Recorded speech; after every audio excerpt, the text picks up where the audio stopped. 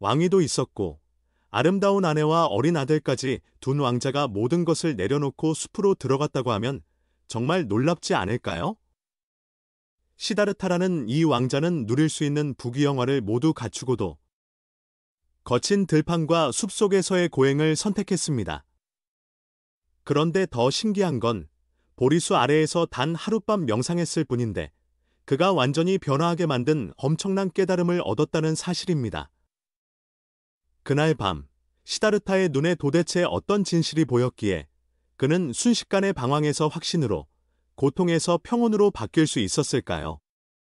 그리고 그가 궁극의 진리라고 부른 이 깨달음이 과연 우리의 삶 속 괴로움도 해결해 줄 수 있을까요? 그것이 우리 마음에 평화를 가져다 줄 수도 있을까요? 지금부터 그 운명을 바꾼 밤으로 함께 떠나보겠습니다. 이 왕자가 발견한 비밀이 여러분의 인생에도 새로운 전환점을 줄 수 있을지 모릅니다. 기원전 6세기 고대인도 가비로 위국의 태자 시다르타는 모든 사람이 부러워할 만한 삶을 살았습니다. 그의 아버지 진버망은 시다르타를 위해 계절마다 머물 수 있는 세 채의 궁전을 지었고 궁 안에서는 노랫소리와 춤사위가 끊이지 않았습니다. 미인들이 즐비했고 진귀한 보물과 호화로운 생활이 늘 주어졌죠. 진버망은 아름답고 현명한 아내 예스토라를 시다르타에게 맞아들이도록 했고 두 사람은 곧 사랑스러운 아들 라후라까지 얻게 되었습니다. 하지만 이런 풍족함으로도 시다르타의 마음 한편은 채워지지 않았습니다. 모든 것을 누리고도 늘 만족스럽지 않았고 이대로 안주할 수 없다는 마음이 계속 고개를 들었습니다. 삶의 의미란 무엇일까? 그는 그 해답을 찾기 위해 궁전을 나섰고 궁 바깥 세상에 대한 호기심으로 가슴이 뛰었습니다. 처음으로 눈앞에 펼쳐진 현실의 거리와 사람들의 모습은 평온하고 풍요로워 보였지만 운명은 이미 정해져 있었는지 모릅니다. 시다르타는 여행을 나갈 때마다 세상이 피할 수 없는 고통을 안고 있다는 사실을 바로 마주하게 되었습니다. 두 번째 외출에서 시다르타는 노쇠한 노인을 만났습니다. 구부정한 등이며 창백해진 얼굴, 휘청거리는 걸음걸이는 그에게 큰 충격이었습니다. 한 번도 노아를 이렇게 적나라하게 본 적이 없었기 때문이죠. 궁전 안에서 누렸던 영광과는 전혀 다른 피할 수 없는 늙음 앞에서 시다르타는 말로 표현하기 어려운 불안을 느꼈습니다. 세 번째 여행에서는 병든 사람과 마주쳤습니다. 고통으로 일그러진 표정, 쇠약해진 몸은 누구도 외면할 수 없었죠. 병이란 것이 모든 생명을 가차없이 침범한다는 사실을 그는 처음 실감했습니다. 그가 왕자라는 높은 신분에 있다 해도 몸과 마음의 쇠약을 피해갈 수 없다는 진리를 깨닫게 된 순간이었습니다.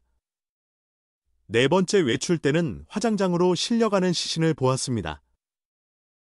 생명의 기운이 사라진 차가운 시신은 그에게 엄청난 충격을 주었고 죽음이 결코 남의 일이 아니라는 걸 깨달았습니다. 아무리 높은 지위에 있더라도 결국 피할 수 없는 운명이 바로 죽음이라는 사실 앞에서 그는 더 이상 이를 외면할 수 없었죠. 하지만 이 고통스러운 장면들을 지켜보는 가운데 시다르타는 한 수행자를 만났습니다. 그 사람의 얼굴에는 평온함과 깊은 통찰이 깃들어 있었고 세속적 고난을 초월한 듯한 분위기를 풍겼습니다. 그 고요해 보이는 눈빛이 시다르타에게 노화, 질병, 죽음을 넘어서는 길이 분명 있을지도 모른다라는 희망의 불씨를 지펴주었습니다. 그리고 그의 마음속 깊은 곳에서 반드시 찾아야겠다는 결심이 싹텄죠. 자신이 경험한 충격과 수행자의 온화한 모습이 결합되어 그는 이전과는 전혀 다른 길을 떠올리게 되었습니다. 바로 고통을 넘어서는 길, 생사를 넘어서는 길 말입니다. 궁으로 돌아온 뒤 시다르타는 더 깊은 생각에 잠겼습니다. 노화와 병, 죽음의 공포가 계속 떠오르며 마음의 소용돌이가 가라앉지 않았습니다. 인생의 의미는 과연 어디에 있는가? 정말 쾌락을 줬고 고통을 피하는 것만이 삶의 전부일까? 늦은 밤, 곤히 잠든 아내와 아들을 바라보던 그는 거부할 수 없는 내적 부름에 괴로워했습니다. 결코 이대로 머무를 수는 없었죠. 더 이상 미룰 수 없는 의문과 불안이 그를 붙들어 흔들었고, 결국 그는 고된 결정을 내렸습니다. 떠나야만 했습니다. 답을 찾기 전에는 돌아갈 수 없었습니다. 그날 밤, 그는 시자에게 사랑하던 하얀 말 째오지를 준비시키고 조용히 궁전을 빠져나왔습니다. 왕자를 상징하던 긴 머리칼을 잘라내고 거친 천옷으로 갈아입고 홀로 진리를 찾아가는 수행자의 길로 들어섰습니다. 이제 더 이상 그는 왕자가 아닌 마음속 의문을 풀기 위해 떠난 구도자였습니다. 궁전의 울타리를 벗어난 시다르타는 먼저 유명한 스승 아로라가랑과 옥타가 선인을 찾아가 당대의 최고 수준이라던 선정 기법을 배웠습니다. 명상에 깊이 잠겨 잠시나마 평온을 얻기는 했지만 곧 깨달았죠. 이런 선정 기술만으로는 생사 문제의 근원을 해결하지 못한다는 사실을요. 점점 더 간절해진 그 의문은 어떻게 해야 진정한 깨달음에 이를 수 있는가였습니다. 그래서 시다르타는 다시 길을 떠나 니렌서나 강가에 있는 고행림으로 들어갔습니다. 거기서 5명의 수행자와 함께 혹독한 고행을 시작했지요. 하루에 겨우 쌀 한 톨, 참깨 한 톨만으로 연명하며 몸이 바싹 마르고 뼈만 앙상하게 남을 정도의 극심한 고행을 6년간 지속했습니다. 그러나 죽음의 문턱까지 다다랐어도 깨달음의 문은 열리지 않았습니다. 결국 그는 이 길 또한 해답이 될 수 없음을 온몸으로 깨닫게 되었습니다. 어느 날, 한 목동 소녀가 기진맥진한 시다르타를 보고 불쌍하게 여겨 따뜻한 우유죽을 건넸습니다. 그 음식을 받고 몸이 조금 회복되었을 때 시다르타는 중요한 통찰을 얻었습니다. 극단적인 향락도, 극단적인 고행도 진리에 이르는 길이 아니라는 사실입니다. 참된 깨달음은 양극단이 아닌 중도에 존재한다는 것을 어렴풋이 느꼈죠. 하지만 그가 음식을 받아먹는 모습을 본 5 수행자는 당신은 이미 진리를 포기했다며 등을 돌려버렸습니다. 그들은 시다르타가 수행자의 길에서 벗어났다고 생각했지만 정작 시다르타 본인은 바로 이 작은 한 그릇의 우유죽이야말로 자신에게 진정한 길을 보여준 표지가 되었다고 여겼습니다. 어느 정도 기력을 되찾은 시다르타는 다시 마음을 다잡고 니렌서나 근처의 보리수 아래로 갔습니다. 그리고 보리수 밑에 짚을 깔고 앉아 이렇게 맹세했죠. 내가 최고 깨달음인 무상보리를 이루기 전에는 설령 살이 말라붙고 피가 마르며 뼈만 남게 되더라도 이 자리에서 일어서지 않으리라.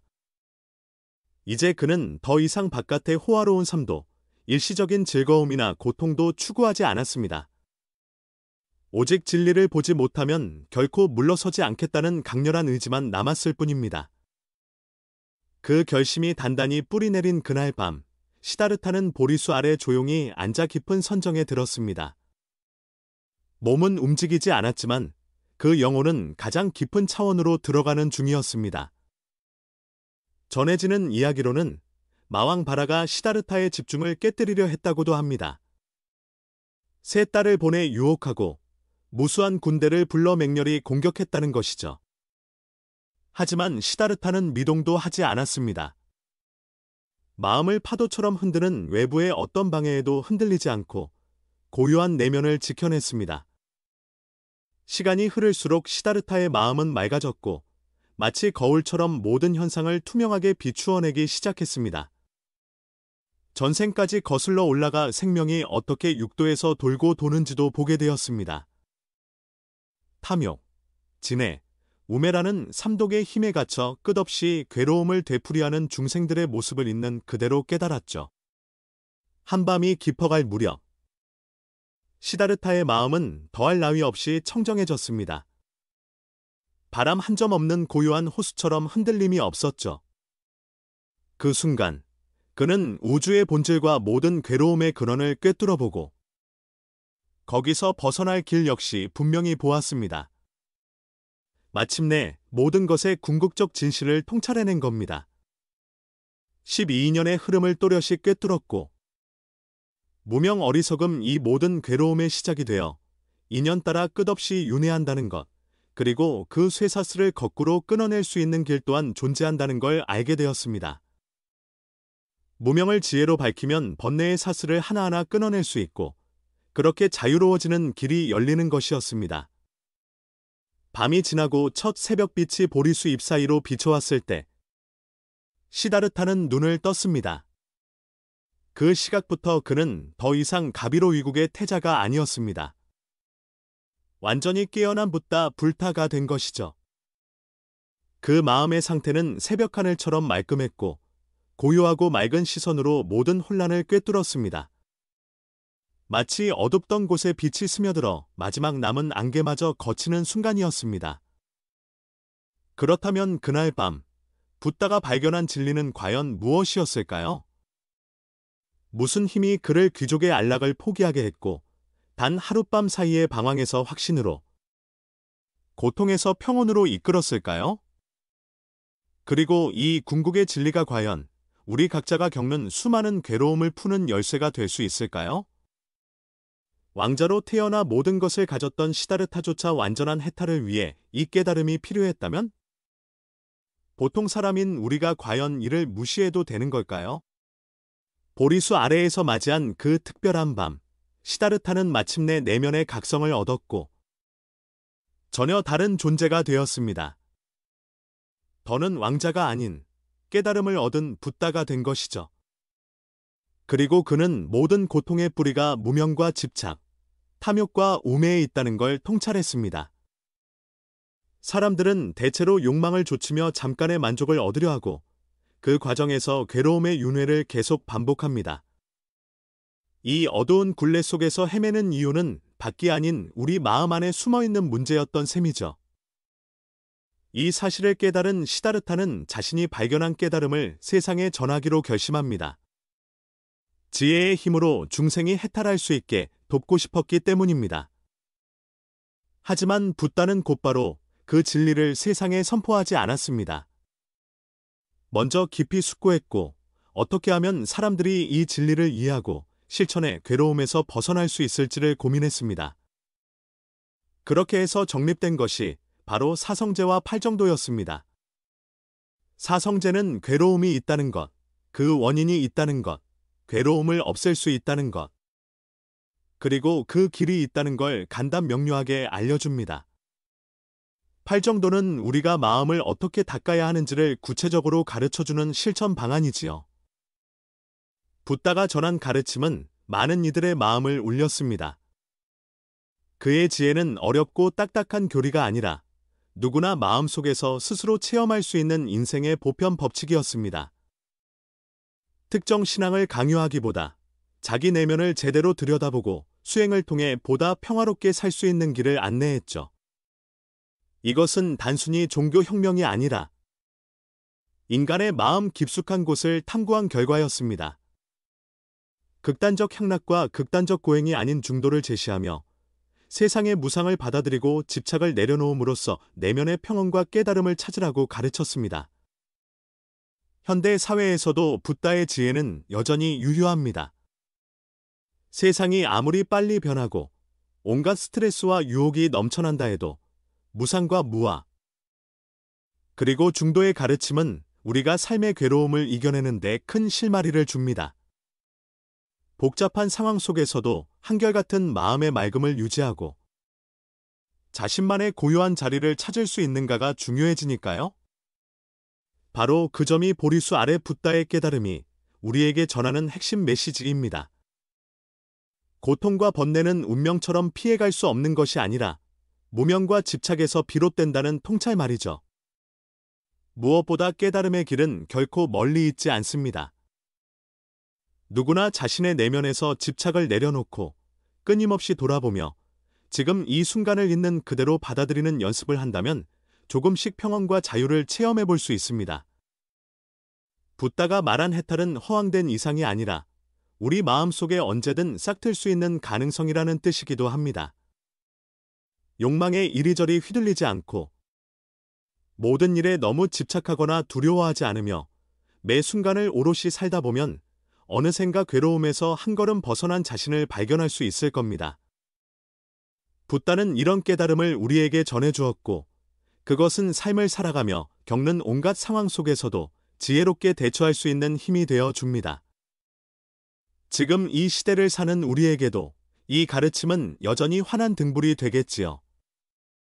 어쩌면 지금 여러분이 직면한 고민이나 문제도 붓다의 말씀을 통해 새로운 시각을 얻어 해결의 실마리를 찾을 수 있을지도 모릅니다. 이번 이야기를 통해 무엇을 느끼셨나요? 여러분에게는 시다르타가 누렸던 궁전의 영화가 더 눈에 들어왔을 수도 있고, 아니면 고된 고행이 주는 감동이 더 크게 다가왔을 수도 있습니다. 무엇이 되었든 작은 깨달음이라도 얻으셨다면 그걸로 충분합니다. 이것이 바로 오랜 세월 전에 내려오는 불가 사상의 의미겠죠. 앞으로도 자주 들러주세요. 여긴 끝없이 많은 불교적 이야기가 준비되어 있습니다. 이번 영상이 좋으셨다면 구독 한번 눌러주시고, 다음에 또 함께 마음을 나누면 좋겠습니다. 고맙습니다.